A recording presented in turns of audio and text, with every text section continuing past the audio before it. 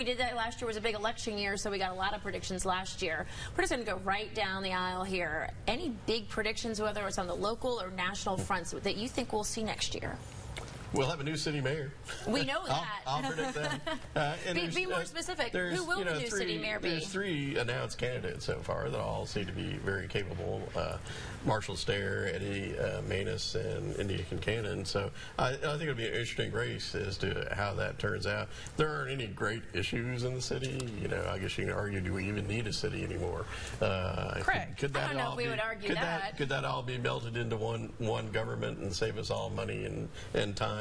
But I think that's most of those candidates. I'm not familiar with all their platforms, but I think they'll continue the policies of the existing mayor, trying to expand parks, more greenways, pave more roads. So no one candidate sticking out to you yet? Well, I think Marshall Stair is the only one that's been elected citywide, so he's run a citywide campaign. The other 2, well, India was on the school board, so she had a district race, but Eddie hasn't been in front of the voters. But they're all campaigning hard. They're all out there strong. So it'll be we'll have to talk about that more in the months to come. All right, Courtney.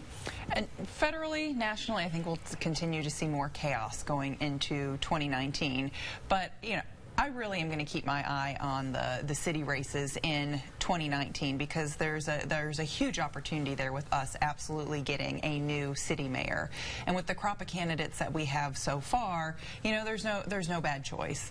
In addition to those 3, there is Mike Chase, and then there's at least 1 and maybe 2. How can I forget Chase? I know. Gracious. Libertarian candidates. Now, the deadline to pick up your filing petitions is sometime in the middle of March. So these are folks that have just filed with a treasurer and they can raise money.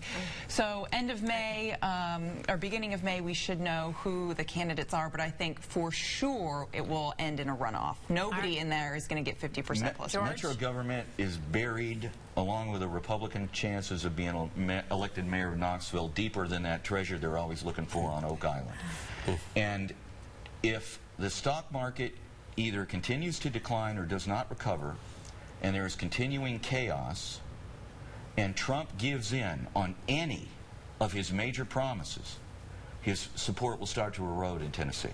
It doesn't mean a Democrat will get elected, and you will see more Republicans in the House and Senate peel off from him because they don't want to be around losing. They're not billionaires. They want to keep their jobs. And so I think that my prediction would be that you're going to see more Republicans and some in Tennessee start to criticize him more. And it'll drive him nuts, which will get him even more excitable. All right, guys, thank you so very much, and Happy New Year. Thank you. And Happy New Year to all of you at home. And if you'd like to watch the show again, everyone, you can find it on our website, WATE.com. Enjoy the rest of your weekend. The views of guests and panelists of this program